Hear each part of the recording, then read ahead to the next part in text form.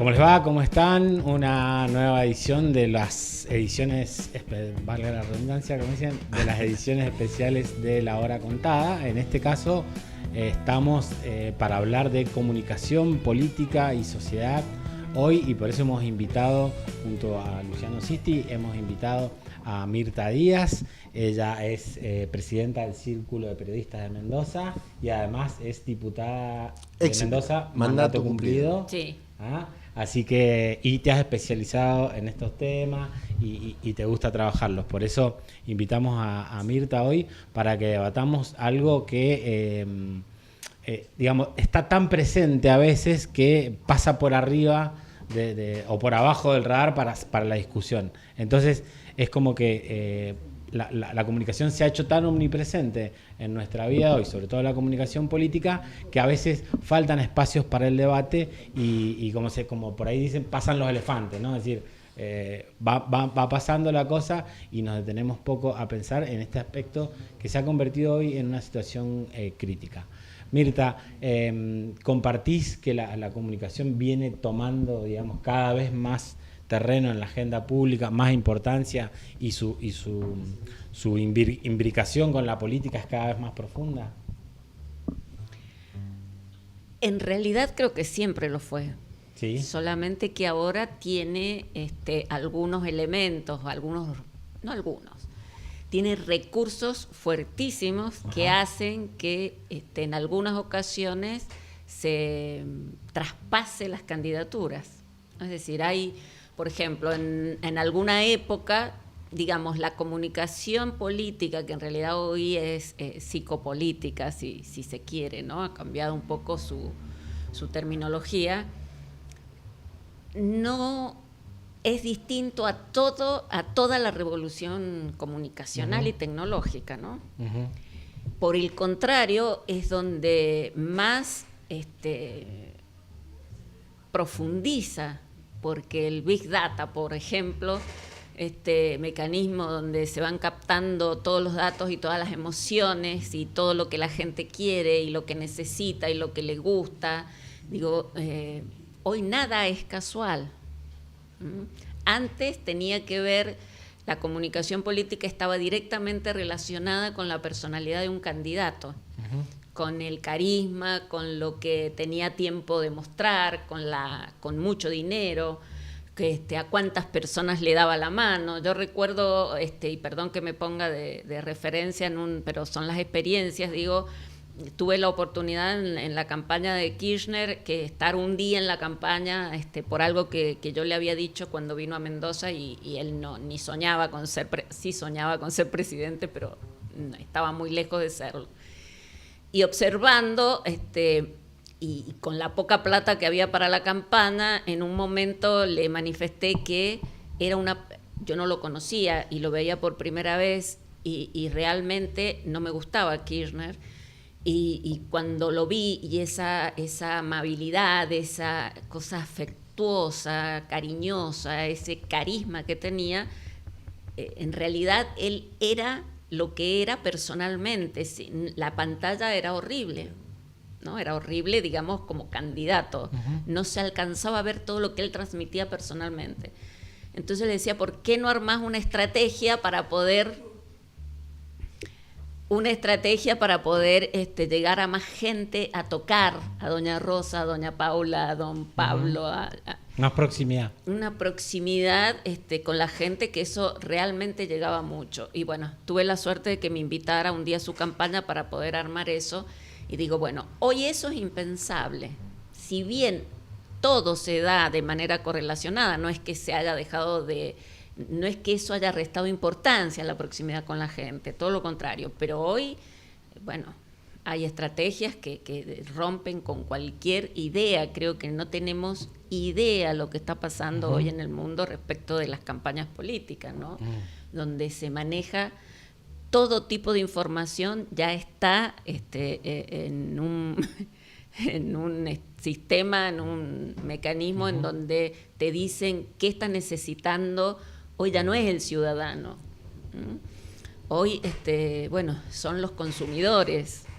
hoy es la persona que se enfrenta hasta el capitalismo, digo, de Marx en esta cuestión de burgueses proletarios ya no se da, no hay revolución posible, porque cada uno, que esto es lo terrible, ¿no?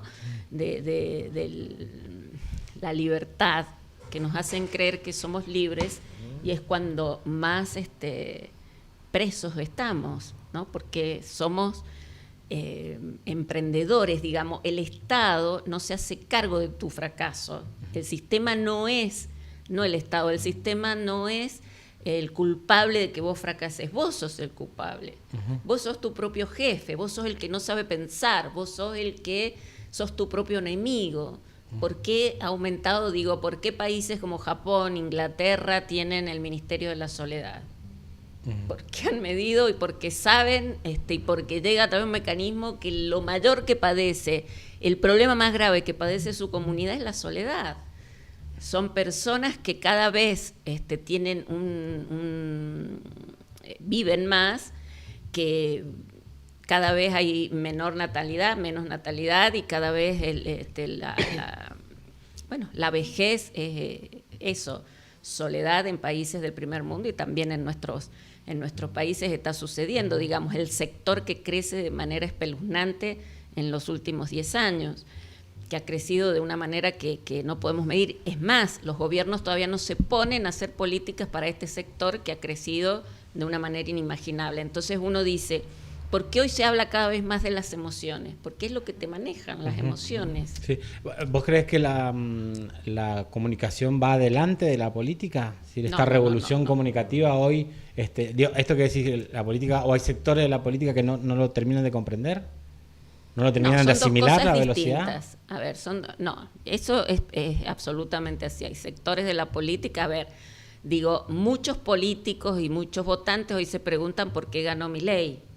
Digo, quien se pregunta eso y está en política no entendió nada, ni sabe nada de lo que puede llegar a producir un sistema estratégico, comunicacional o de psicopolítica. Ahora, la comunicación en realidad, primero diferenciemos la comunicación política, o sea, de la comunicación. Hace mucho tiempo le regalamos la comunicación a los periodistas. El periodismo es una cosa, la comunicación es otra cosa. Si bien puede estar todo es comunicación, digamos, pero tiene sus grandes diferencias. Y ahí empezás a desandar la comunicación gubernamental, la comunicación política, la información pública. Cada una de estas ramas tiene algo bien específico, ¿no? Es decir, por ejemplo, para poner un ejemplo bien gráfico, es decir, la comunicación gubernamental lo único que debe lograr es consensos. Es decir, y bueno, la comunicación política debe lograr votos, que es distinto al consenso. Yo puedo lograr consenso en muchas cosas, pero debe lograr votos. ¿Y cómo se logran estos votos? Esa es otra discusión. Es decir, yo puedo estar de acuerdo o no con tu campana, pero es como una cancha. ¿Quién es el que importa? El que mete goles. O sea, lo que importa dentro de un partido de fútbol son los goles. Sí. Si te cobraron mal un penal, si tocaste la pelota con la mano, bueno, es otra discusión que la vamos a dar después del partido, pero yo ya te gané. Bueno, ya que lo metiste, retruco, ¿por qué ganó Milei? Bueno, yo me he hecho muchas veces esa pregunta, porque en realidad para mí, como para tantos, fue una gran sorpresa, y bueno, no voy a emitir mis juicios de valor en el tema, pero es multicausal, creo. Uno de los motivos, y no los voy a decir en orden como los diría alguien que saben mucho de estos temas, creo que Milei tenía muy en claro lo que quería, muy en claro. Y armó una estrategia para lograr ese objetivo y lo logró.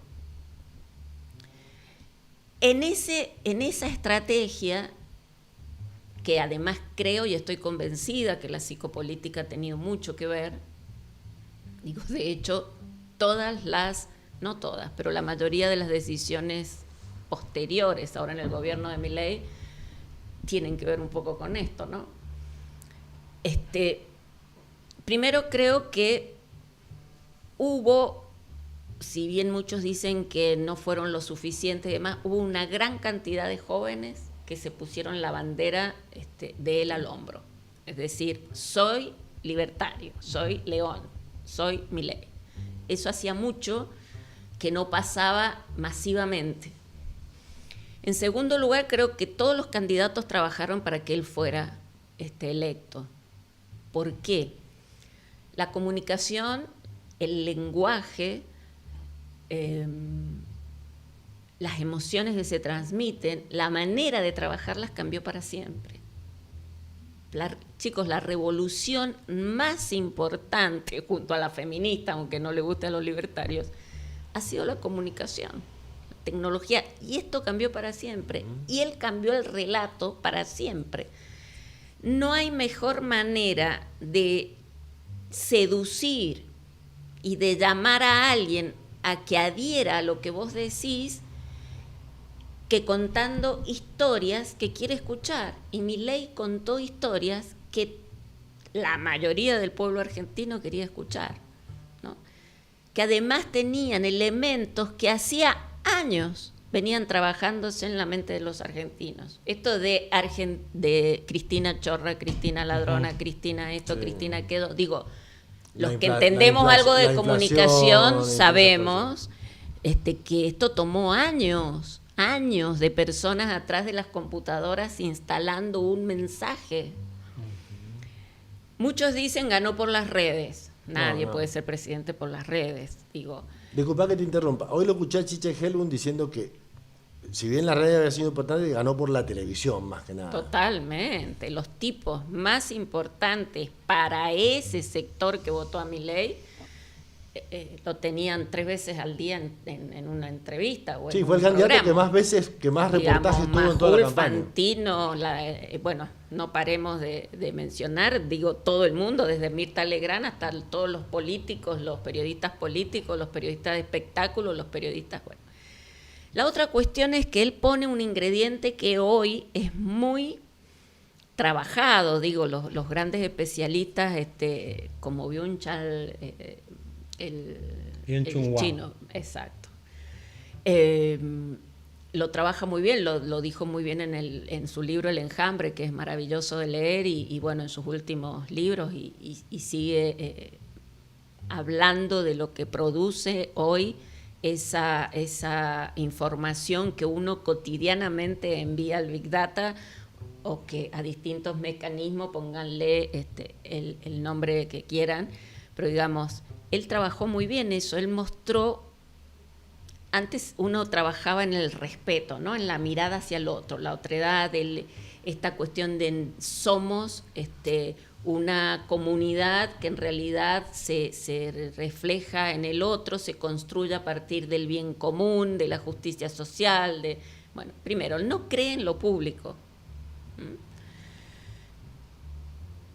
Y brindó el escándalo contrariamente al respeto, ¿por qué hoy triunfa Gran Hermano? Porque en realidad esa es otra de las cosas que ha logrado el neoliberalismo, ¿no? Es decir, bueno, es el escándalo, el individualismo, vas a lograr las cosas por vos mismo, es decir, todo lo que vos hagas es para contribuir al consumo, a la libertad, sos libre de hacer lo que quieras.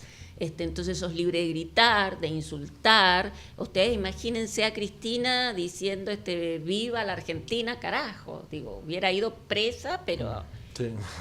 Bueno, y esto se lo permiten a Milei y no solo se lo permiten, es ovacionado por un escándalo constante, por la disrupción constante, por esto que te brinda hoy un mundo que en realidad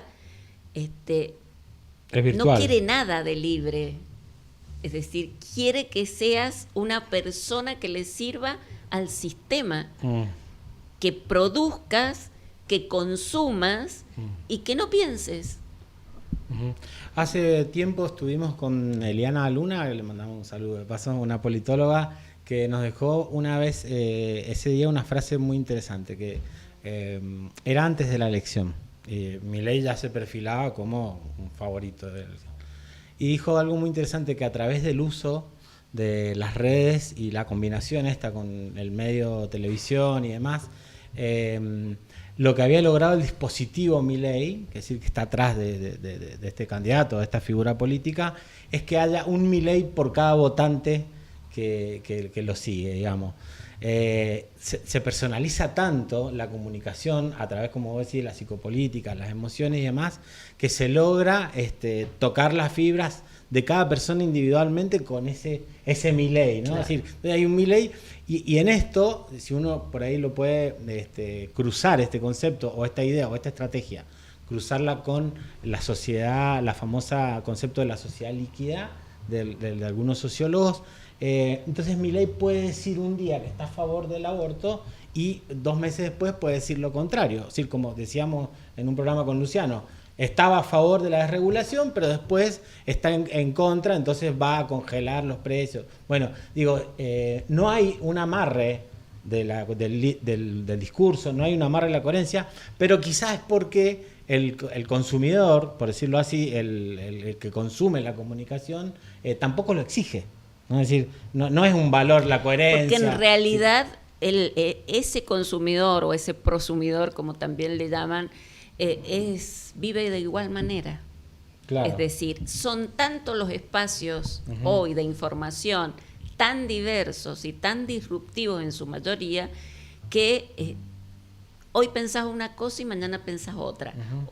Pero además empiezan a surgir todas las cuestiones y las enfermedades mentales, por eso tanto suicidio, por eso tanta depresión, porque digamos, no hay una guía ni una sociedad algo que te marque el rumbo, digo, una luz al final del camino en donde vos decís... O un sistema de valores, como era el siglo XX, que tenías un sistema de valores... Totalmente, por eso mencionaba recién el respeto, la confianza, la esperanza...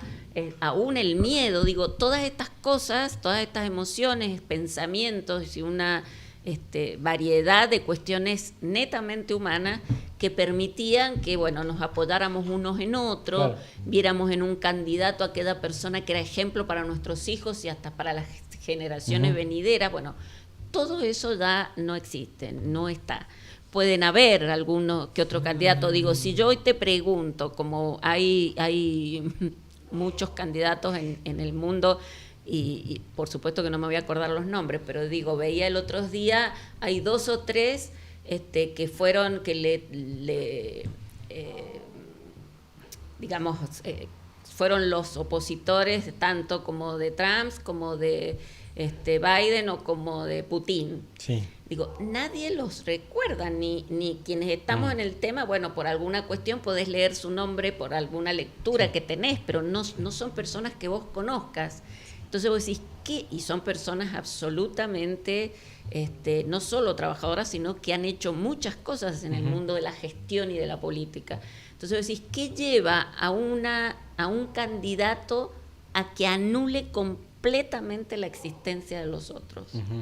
¿No? Es decir, ¿qué llevó a Milei? Porque la pregunta, más allá de por qué ganó Milei, es ¿por qué los argentinos que votaron siempre lo contrario a Milei, hoy votan a un personaje que supuestamente representa todo lo distinto a lo que dice el tango, a lo que dice el gaucho, a lo que dicen nuestras tradiciones? Incluso la soberanía. No, pero hay una cosa que a mí le hemos charlado acá y la hemos analizado. Vos recién dijiste la palabra gestión. Indudablemente, yo creo que los 12 años, Néstor, Cristina, para mí fueron los 12 años mejores, digamos, incluso donde podría decir personalmente, yo sin tener cargo político, digamos, de renombre, siendo empleado, con mi esposa hicimos una buena vida.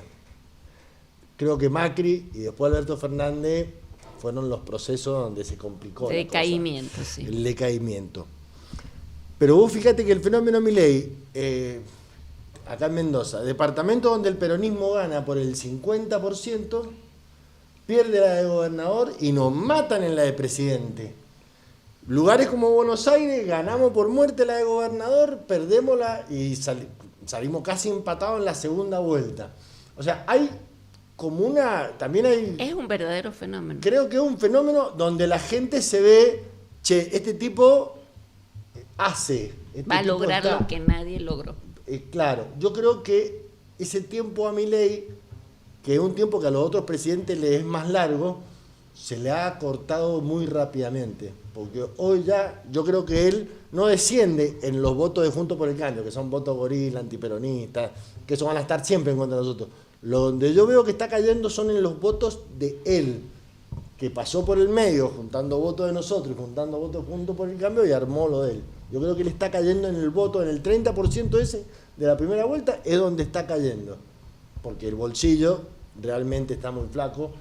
La jubilación hoy es 1/3 de la canasta, lo cual no era así ni en el gobierno de Alberto Fernández, que fue un gobierno relativamente mediocre, por no decir malo, que no creo que fue malo, porque tuvo algunas cosas buenas, pero fue un gobierno mediocre.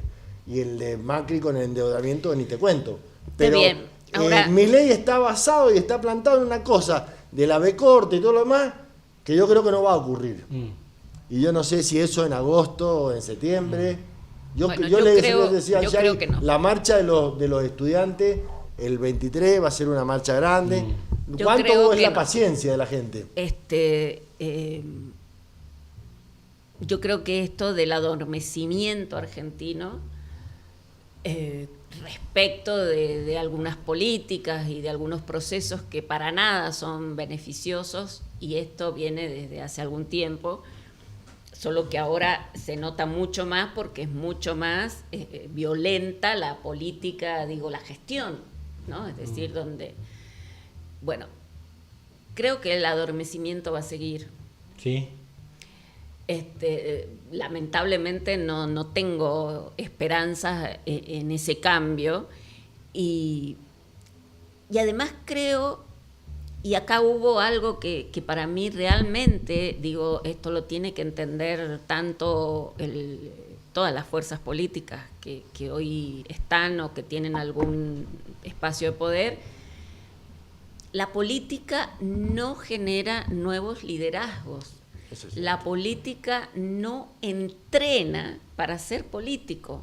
¿Pero Milei no sería un caso contrario a eso? Yo creo que no. Milei en ¿No realidad es de la política, tuvo Milei? otro entrenamiento. O yo digo, ¿no es una nueva política? ¿No es un nuevo estilo, nuevas formas de política? Totalmente. Es decir, ahora, el que cree que Milei llegó de pura casualidad y porque los argentinos estábamos enojados, no, ahí hay un aparato atrás, pero impresionante. Aparato que lo puso el peronismo al principio para bajar a Juntos por el Cambio. Sí. Entonces, acá son muchos los culpables, si se puede llamar, Milei ganó en la democracia ganó en buena argentina, ley, ganó en buena ley, y esto hay que respetarlo, sí. y quienes creemos en la democracia, tenemos que hacerlo. Ahora, vos ves hoy a los espacios políticos Mendoza es un caso aparte, ¿no? Sí. Pero vemos a los espacios políticos, tanto de Mendoza como de Argentina, y siguen con el mismo discurso, la misma propuesta, las mismas caras. Esto a mí me parece de terror. Yo recuerdo ya van a ser 15 años, cómo pasan las cosas. Cuando ustedes se acuerdan de la crisis del campo y el fenómeno de Cobos, que él se plantó en un eje de outsider de la política, así como diciendo, bueno, yo voy contra el sistema político, contra el kirchnerismo, y qué sé yo, hegemónico, y clavo una diagonal y le fue bien.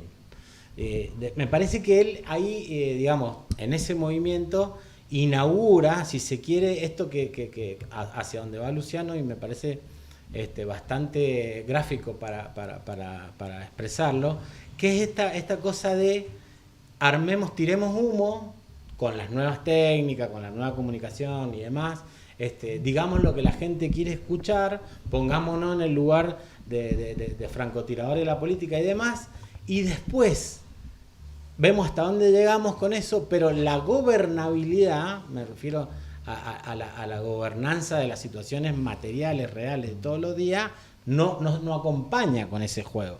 Digo, por ejemplo, siguiendo con el caso de Cobos. Cobos, con ese poder que le dio esa jugada que hizo en el 2008 con la 125, nos dejó los créditos UVA y no me acuerdo otra cosa que el otro día estábamos hablando, bueno, no importa, pero digo, 2 pernos del tamaño de una casa, es decir, detrás de este fenómeno mediático y demás. No, y con la 125, después te cuento, dejó un perno de 10% de pérdida al campo por año. Bueno, digo, entonces, y ahora me parece que trasladándolo ahora, pasa un poco lo que dice Luciano, es decir, funciona el disfraz, el comité de crisis, la bandera, ¿sí? Funciona en términos publicitarios. Hemos llegado a decir acá que Milei es un producto publicitario.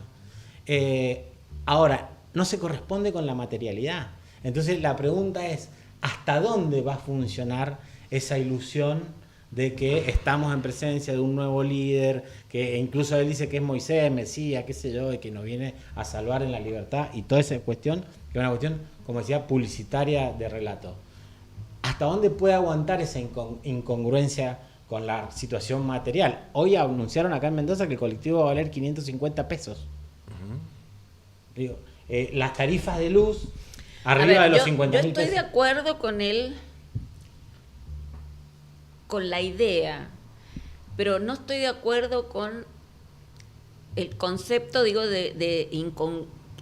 ¿qué nos hace creer que hay una incongruencia?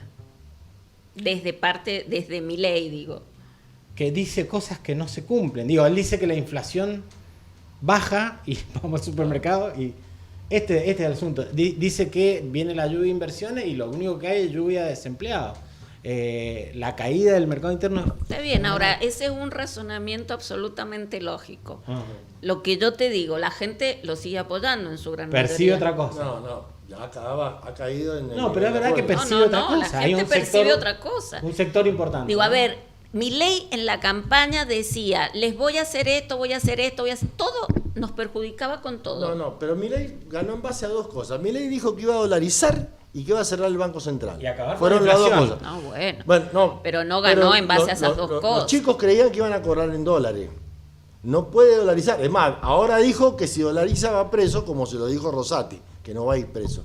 Y el Banco Central no lo va a poder cerrar nunca. Luciano, perdóname, pero si él creemos eso... Él dijo claramente que el ajuste no lo iba a pagar la gente de bien, sino que lo iba a pagar la casta. Claro, pero ¿a qué le llama la gente de bien? Y que las tarifas las iba a aumentar cuando hubiese ingresos para hacerlo. En esas 2 cosas mintió, porque el ajuste no lo iba a pagar. Es más, decía que el Ministerio de Capital Humano iba a ser el único que iba a tener la billetera abierta. Y el Ministerio de Capital Humano se está muriendo gente que no le dan los remedios oncológicos. Y comedores que no le llega la comida. Mentira. Yo creo que la gente, eso ha empezado a generar. No te estoy diciendo que haya un movimiento revolucionario y que vaya a salir. No. Estoy diciendo que la gente está empezando a alejarse y a mirar de otra manera una cosa que creía que iba a ir en una convalidación, con un ajuste, pero acompañado con una cosa que convalidara que la gente no se alejara tanto del poder adquisitivo que tiene. Mira, alguien que dice que, que insulta contra la casta, pero pertenece a la casta, y de manera alevosa, digo, el presidente del país, presidente de la casta, de una organización criminal. Claro, dirige a la casta. Entonces voy a decir, bueno, como mucho es una asociación ilícita, pero bueno, como mínimo. Pero digo, a mí no me llama la atención Milei. En realidad a mí me llama la atención el pueblo argentino, Sí.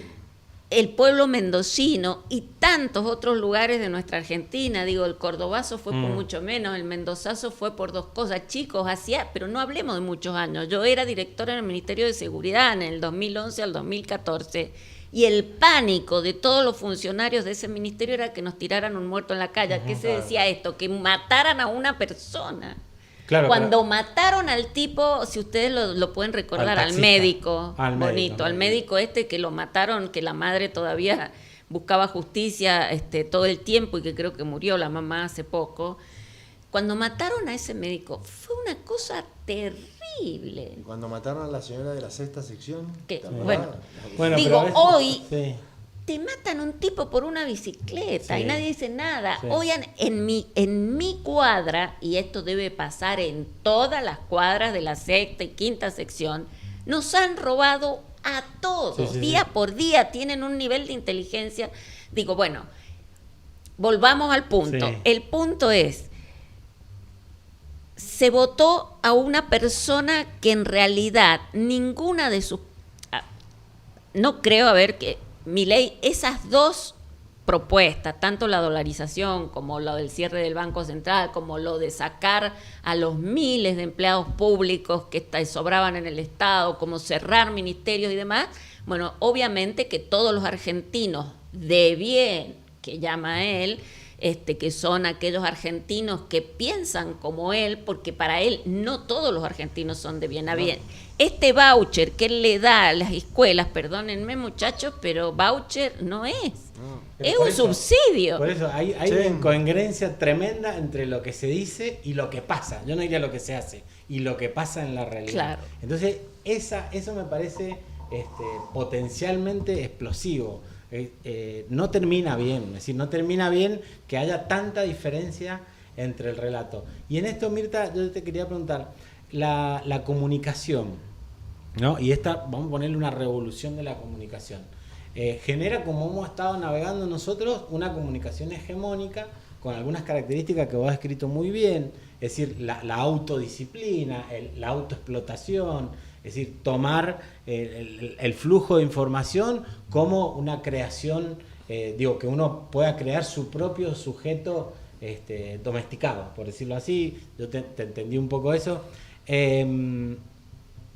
También está la cuestión de que genera, si se quiere, del otro bando, podríamos decir, con término antiguo, de lo que sería, si esto es un poder de la resistencia, si esto es una hegemonía de la contrahegemonía, pongámosle el nombre que queramos, pero también genera, y creo que nosotros en algún punto somos una muestra de eso, genera la posibilidad de que precisamente los sectores dominados, los sectores explotados y demás, tengan su propia comunicación, generen sus propias redes de comunicación, y esto dé la posibilidad de quebrar un poco este bloque que aparece tan monolítico, ¿no? Y que prácticamente nos deja condenados a un sistema, a una dictadura, a una infocracia, como dice el surcoreano. Bueno, ¿no? exactamente. Es decir, ¿cómo ves por qué eso pasa mismo, en estos sectores?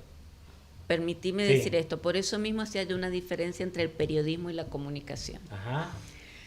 Porque, a ver, el periodismo, más allá de que esto que hacen ustedes y demás, digo, también es periodismo, pero es más comunicación que periodismo. ¿En qué sentido? El periodismo, digo, hoy es hegemónico. El periodismo, ese que se encarga de informar lo que cree la gente tiene que saber, Sí. ¿no? La línea de los grandes intereses. Exactamente, los que cobran por decir lo que hay que decir, lo que el gobierno de turno quiere que se diga. Lo diga. que dicen los dueños de las cosas, decía Rodolfo Walsh, que son los dueños de las palabras. Es así, lo que dicen los dueños de las cosas, las mías, las tuyas y las nuestras. Bueno, la comunicación es el proceso aquel que acompaña a las comunidades, que no es solo el que informa. Es el que permite analizar, el que te deja hablar, el que escucha. No hay comunicación si es solo habla uno. Eso es periodismo, digamos. La entrevista, que puede ser periodística o no, es otra. La comunicación es cuando habla uno y el otro también escucha, y el otro aprende de lo que vos decís, y vos aprendés de lo que el otro dice. Y yo me meto en tu proceso y no trato de cambiártelo. No trato de que vos te comuniques como yo me comunico. No, me meto en tu proceso y aprendo un saber popular que yo tal vez no lo sabía o no tan popular. Un saber con algunas técnicas o con algunas hasta cuestiones, si se quiere, más científicas y estudiadas, y aprendo y lo transmito a otras, porque en el fondo nos movemos todos, o sea, somos seres absolutamente lingüísticos. Y nos movemos todos en redes de conversaciones. Y si no cambiamos la red de conversación, y eso es lo que nosotros debemos hacer desde nuestros lugares, estar siempre metidos en una red de conversación que mate, destruya y acabe con las viejas redes de conversación en donde, o con aquellas que nos quieren imponer. La única manera de modificar la cultura es modificar las redes de conversaciones. No hay otra manera. Es decir, si vos te pones a analizar desde lo más grande a lo más pequeño, ¿a qué me refiero? Desde la nación, Milei, el presidente, la casta, todo este relato nuevo que le introduce, y lo llevas a la casa, a la familia, a los encuentros entre los amigos, al club, al fútbol, digo, todos estamos inmersos en redes de conversaciones. Entonces, generemos aquellas redes que permitan y que nos permitan salvarnos, salvarnos de esta hegemonía, de este ostracismo, de esta mentira, de esta sociedad que genera todo el tiempo hombres, mujeres, niñes, solos. Sí. Determinadamente solos y con miedo. Eso me gustó porque la semana pasada, justamente acá, hablando de la interna del peronismo, que es otro espacio para charlar un rato largo. Otro de los temas que nos gustan. Yo decía que antes había, el carnicero era peronista, la maestra era peronista, el policía era peronista, el del comercio era peronista, o sea, eran peronistas y trabajaban cada uno en sus cosas. Y ahora el peronismo se ha reducido al cargo, o a la estructura partidaria, o a la estructura de gobierno, todo. Y esos tipos que están ahí sueltos no reciben comunicación ni manejo de el encuentro, diario. por ejemplo, el encuentro ya ha dejado de producirse. Hay una anécdota que no voy a decir contar ahora, lo voy a contar en otro momento, que contaba el Mario Franco, que antes las fechas patrias se festejaban en la unidad básica. El 17 de agosto, el 9 de julio, el 25 de mayo, y él, el Mario, como era, un tipo muy gracioso, cuenta una. Digo, pero esa comunicación que había dentro del peronismo antes, que incluía al tipo del barrio... También está rota por estos fenómenos. Se ha roto, claro, por haber arrinconado, claro, a los dirigentes en una jaula y haber dejado a los otros por afuera. Claro. Entonces, el que está por afuera hay puede otra cosa escuchar lo que dice la mente y decir, mirá este tipo... Hay otra cosa que quiero decir. Digo, esto de esta cosa tan odiosa, tan rencorosa, tan misógina de gobierno, es decir, terminar con la perspectiva de género, sí, acabar con... Esto no es casual. ¿Qué otra revolución ha habido que no sea el feminismo? En el siglo XX fue la mayor. ¿Quién puede decir, digamos, hoy, quién puede enfrentar determinadamente a un o a cualquier gobierno de estas características? Chicos, el tema de haber logrado la ley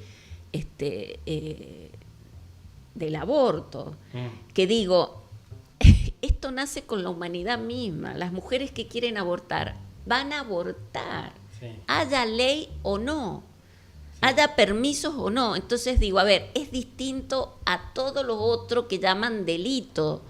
No voy a emitir otras opiniones, voy a hablar como mujer. Digo, esto existe de que el mundo existe. La mina que quiere abortar, aborta. Le guste al varón, le guste a la sociedad en su conjunto, le guste a la familia o no. Ni se enteran. Entonces, a ver, digo, ¿de qué estamos hablando? Y creemos absolutamente en la vida. Digo, de hecho, nadie puede creer más en la vida que las mismas mujeres. Podemos discutir millones de cosas que están cambiando aún hacia adentro.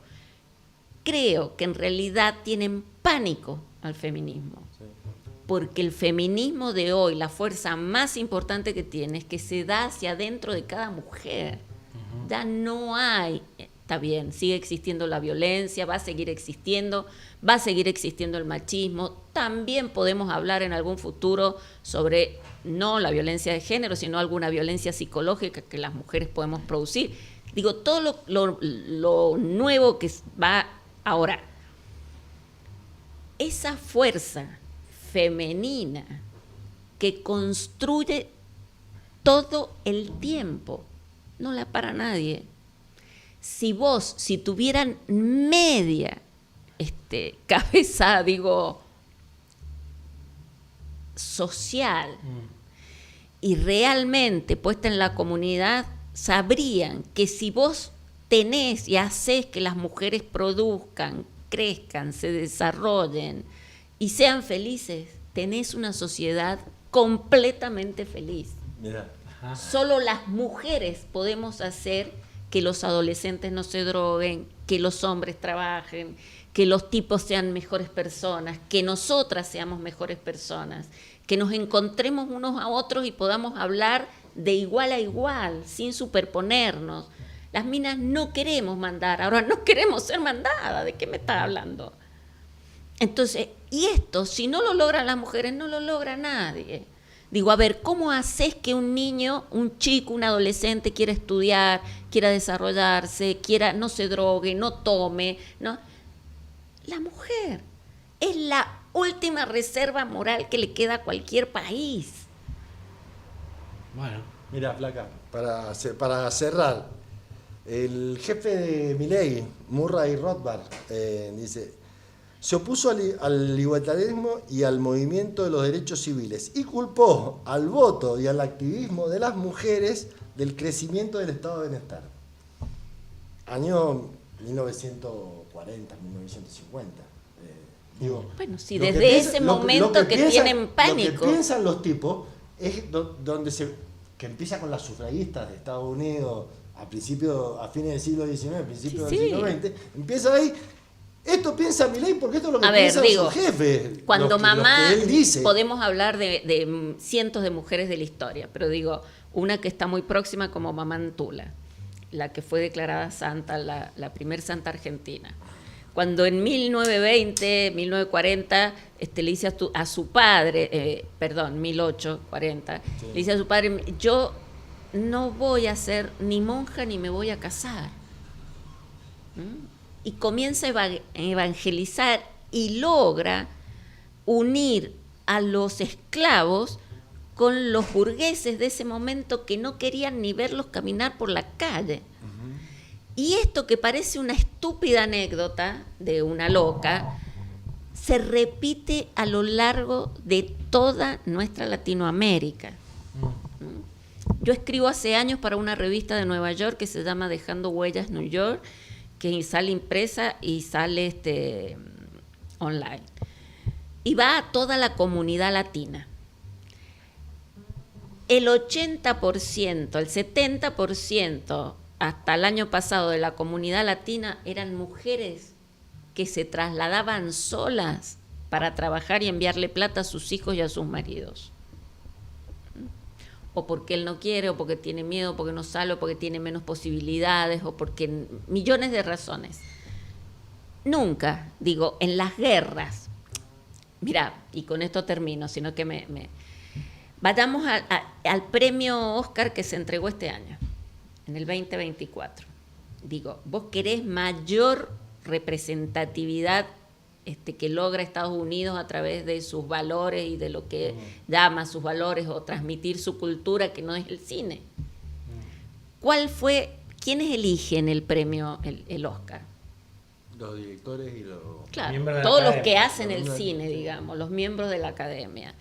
¿Cuál fue el tema que preponderó en todos los premios? La bomba atómica. La guerra. Todas las películas que obtuvieron, excepto una o dos que fue el feminismo, sí, bueno, pero digamos, la mayor cantidad de premios, que fueron 16 creo, o 26 son en total, bueno, la mayor cantidad, el 80% de premios fue la guerra. ¿Y por qué? Porque en realidad la preocupación más importante que tienen los que hacen cine, o los que son de Estados Unidos en general, es la guerra. Y ahí, bueno, le va sumando, pero digo, en esto las mujeres, en lo que es la guerra, en lo que es el desarraigo, en lo que es la inmigración, la migración, las violaciones constantes, la trata, la violencia, digo, ¿quiénes defienden? Hay, Mirta, un debate muy interesante que se da en el ámbito de la comunicación y en el ámbito político también, sobre que parece ser que esta revolución tecnológica trajo, bueno, todos estos fenómenos que venimos analizando y charlando acá, pero también aparece ahí un adelanto tecnológico, si quiere, o un progreso tecnológico que atenta contra el corazón del problema de la comunicación, que son las famosas fake news, que luego van a estar, hoy están complementadas con algo mucho más complejo, inclusive, que es la inteligencia artificial y la posibilidad de no falsear hechos, ¿no? Sino inventar hechos y crear discurso y crear palabras, lo cual ya pone a la verdad, digamos, la pone en una encrucijada realmente histórica. Está bien, uno puede decir la verdad, ¿qué es la verdad? Y puede entrar en la discusión sobre si hay una verdad o si hay verdad relativa, verdad absoluta. Digo, esa es una discusión que me parece que corresponde inclusive quizás a otra etapa y está saldada, ¿no? Es decir, los fundamentalismos de la verdad quedaron bastante atrás. Pero eso es una cosa, ¿no? Es decir, entender que hay verdades relativas, que cada uno tiene su propia verdad. Ahora, a la posibilidad actual que se da de que no puede saber la persona si es verdad o mentira, cosas que son diametralmente, digamos, opuestas, o gente... Yo recuerdo el caso de Massa, que salió un video tomando droga en el medio de la campaña y que un montón de gente creyó que era real. Es decir, no hay tiempo para la mentira y para el chequeo. Entonces, me parece que esto de la inteligencia artificial y mezclado con las fake news en entre cruzamiento de poderes y en esta disputa de poderes culturales, también genera interrogantes muy fuertes. Es decir, hay países o regiones que están pensando en cómo regular esto, ¿no? Es decir, sí. Y hay preocupaciones de las grandes plataformas mundiales de cómo regular esto, porque si no es un caos total. Sí, mira, es interesante, pero a la vez hay que saber que vinieron para quedarse. Ajá. Digamos, y que la comunidad digital o más que, digamos, yo ahora si hiciera una campaña política no pensaría en grupos etarios, pensaría en generaciones, ¿no? Es decir, las generaciones pensamos muy distinto. Las distintas generaciones pensamos muy distinto y por ahí no se correlacionan con los grupos etarios. ¿A qué voy? Mi nieto, que tiene 12 años, detecta mucho más que yo una fake news. Es una fake news. Ajá. Las generaciones digitales tienen como un radar para detectarlas y saber qué es verdad y qué es mentira, o qué es exageración, o qué están en realidad tratando. Y esto yo lo hilvano, digo, en otros tiempos, yo cuando hice un posgrado en la UCA sobre campañas políticas, tuve una clínica del rumor, se llamaba. Quien daba la clínica del rumor, JJ Rendón, un venezolano muy interesante, tremendo. ¿A qué voy con esto? Que digo, no existían las fake news, pero JJ Rendón ganaba fortunas tirándote o gobiernos o un banco o una empresa a través de una campaña del rumor, que tiene sus características. No es el chisme, ¿no? Había todo. De hecho, bueno, tuvimos una clínica un día en donde aprendimos cómo hacer una campaña a través del rumor, cómo hacer que un candidato creciera o subiera a través del rumor. Que yo después, muchos años, y te diría hasta la fecha, lo implemento a nivel positivo en algunas cosas que hago comunicacional. Entonces vos decís, en realidad eran las fake news del momento, pero siempre existió esa posibilidad de engañar al otro, solo que ahora, tiene la misma velocidad que adquirió la comunicación. ¿Vos crees que, digamos, como sería que se van a crear los propios sí, anticuerpos creo, frente totalmente. a esto? Y sí creo que debe haber legislación. Tiene que haber legislación, pero una legislación que obviamente, hay cosas muy graves, por ejemplo, la pornografía infantil a partir de esto, o las estafas virtuales. Esto tiene que tener el máximo rigor de la ley. La Unión Europea está en un proceso de regulación de las redes sociales bastante grande. Claro. De las redes sociales, por lo menos, bastante grande. Más que nada por el tema de la estafa, de la pornografía y todas esas cosas. Claro, hay temas que son muy delicados y que han hecho han aprovechado esto de la inteligencia artificial y de las redes y de todo el crecimiento que ha habido tecnológico para realmente acrecentar sus negocios. Y cuando va saliendo una salvedad para esto, te crean otra. Yo ¿sabes por qué te lo digo? También pensando a pequeña escala y a gran escala. Si vos tenés hoy, podés recordar el caso de Donald Trump contra Hillary Clinton, es decir, que su triunfo estuvo bastante sustentado en la supuesta filtración de declaraciones o posiciones de Hillary Clinton que eran bastante falsas, ¿no? El Bolsonaro contra Lula, es decir, cuando logra a través de una gran fake news ponerlo. Chicos, lo del diploma de Cristina. Sí. Bueno, y por eso quería llegar hasta Cristina, porque Cristina, si hoy uno le pregunta a mucha gente en Argentina, te dice, y es la chorra, que se robó todo no es abogada. y demás.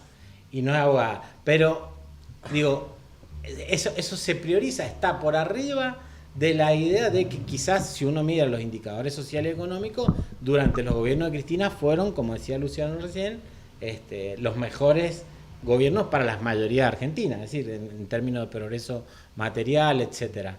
Sin embargo, la construcción comunicacional, la construcción mediática, logra sustituir esa idea y lo pone en la chorra, la que se robó el país, la que tiene que renunciar a sus pensiones porque tiene mucha plata. Digo, una sarta de barbaridades, pero que surgen del aparato comunicacional, ¿no? Es decir, la capacidad de daño que se genera. Es impresionante. Es un almohadón que vos abrís de plumas, el viejo dicho. Claro. Y fíjate que no metí el caso de Milei, que un poco vos lo decías recién, es decir, cómo una persona que dice, siendo presidente, el Estado es la mayor organización criminal, puede seguir siendo presidente al otro día. En un país, y esto para decirte todo es coherente, digo, en un país en donde los pobres votan al capitalismo, a la ultraderecha,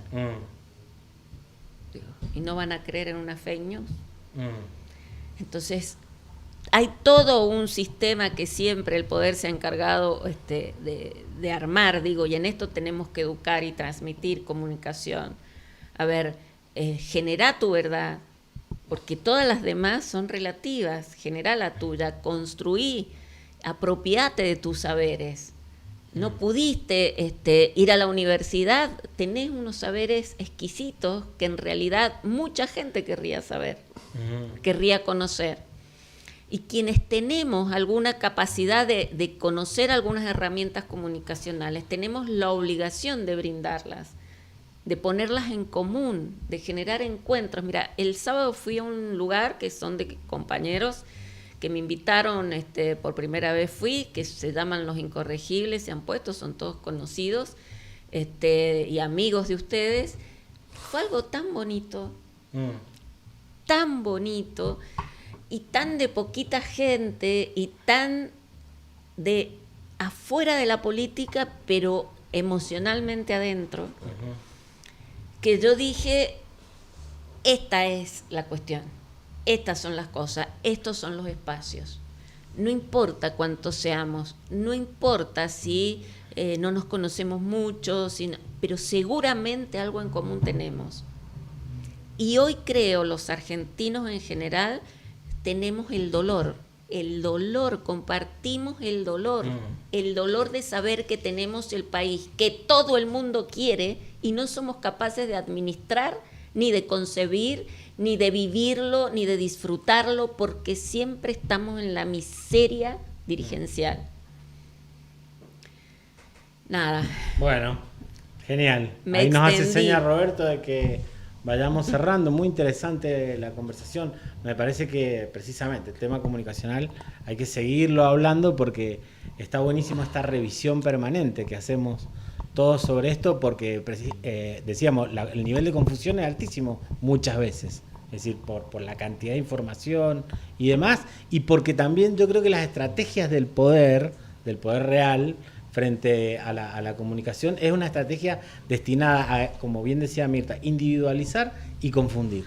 Entonces, y bajar un sentido y que todos pensemos parecido y todos nos autodisciplinemos en este sistema de explotación que hoy en la Argentina está teniendo un capítulo bastante intenso. Por eso es importante que sigamos rediscutiendo. ¿Qué le pareció, Luciano? Muy lindo. Bueno, yo la conozco a Mirta hace muchos años. Tengo el honor y el orgullo de ser su amigo de hace mucho tiempo y compañero aparte. Así que no me extraña lo que ha dejado discurrir Mirta, porque sé que es una persona que aparte es estudiosa de esos temas y que no los trata así nomás. Bien. El tema de la comunicación, el tema del género, el tema de la política, de la política cuando se habla de las cosas, esas finitas que no se ven o que a veces no vemos, Que a en nosotros este se nos programa pasa, somos a veces fanáticos. se nos pasa por la cueva, pero agradecerte, Mirta, y No, que al no sea la contrario. última, que se Bueno. repita. Al Ya para la contrario. próxima vamos a traer, no trajimos nada para tomar ahora, vas a ver, Sí, disculpate, la verdad. ni un café, Nada, nada, ni un vaso de agua. nada, pero bueno, Lo estamos... que sí tenemos es arte que nos acompaña, que es Sergio Helling. Si querés puedes Hoy tomar está con su cuadro acompañándonos. Véanlo. o tocarlo, Karina. Sisti que agarra la ocarina. Ahí para que lo vean. Y también tenemos otro arte más, que el arte enológico en este caso, que nos acerca acá a la producción, que es el vino que le hacemos de regalo a nuestros invitados, que se llama Horas Horas Contadas. Contadas. Ahí lo tienen ustedes, ¿sí? Y que se lo vamos a regalar a Mirta para que, Que no se vuelva. lo- que no se lo tiene tome- horas contadas. Tiene las Que no horas se lo, contadas. se lo va a tomar Torre, mirá Torre cómo está mirando. Torre está mirando para abrirlo ya nomás. Hasta luego, compañeros Le decía, y compañeras. le decía antes, el artista de hoy es Sergio Helling. Lo buscan en las redes como Sergio Helling con H y doble L, y pueden acceder a todas sus obras ahí y llevarse uno para la casa, ¿por qué no? Y le compran uno y lo pueden tener. no se olviden de leer a Perón. No se metan con Perón, decía un programa que se llamaba así. Chau.